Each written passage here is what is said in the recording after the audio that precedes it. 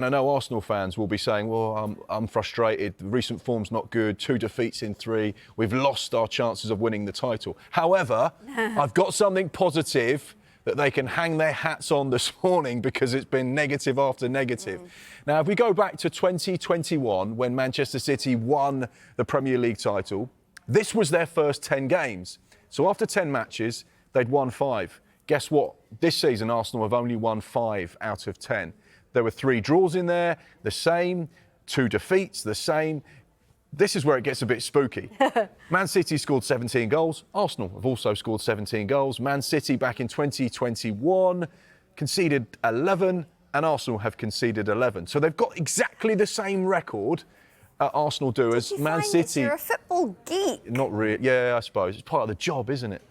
It wasn't all him, though. He had some help, didn't he? Yeah, I did have a little bit of help. I'm not going to give him a plug. He's already had 1 plug this morning. Charlie boy. But that's the thing about this Arsenal side. And guess what happened to Manchester City that season? Not only did they go on and win the Premier League title, but they had a 12-point gap to the team in second. So therefore, Arsenal fans, no Edu, don't worry. It hasn't been the start you'd wanted, but you could still go and win the Premier League title. Yeah, by 12 points as well. By 12 points. Now, Manchester City also dropping points. Do you think injuries are catching up with them? I think it's a big problem for Pep Guardiola, and obviously Manchester City are a side that had players going to the latter stages of the Euros, players that came back late to training because of the long season they had the season before, the fact that they were playing over the summer. They've got a squad as well that's not really, I would say, a large squad. They don't have a load of players. It's quite a tight 11, and obviously they have a few that can chop and change. But as soon as they've had some injuries, it's really affected what Pep Guardiola can do over the course of trying to just give people a rest. And that's one of the things that he spoke about after that Bournemouth game. He actually compared it to like the NBA. Now, NBA teams play 82 games in their regular season, plus playoff matches as well if they get there.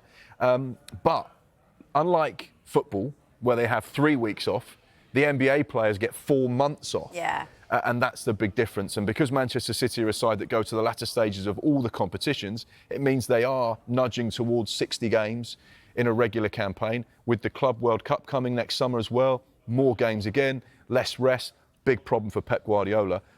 But he's going to have to solve it, because if they don't start finding a way to pick up points with players that aren't 100% fit, they're going to find themselves in some hot water. How about Liverpool then? Because they had a pretty good weekend overall, didn't they?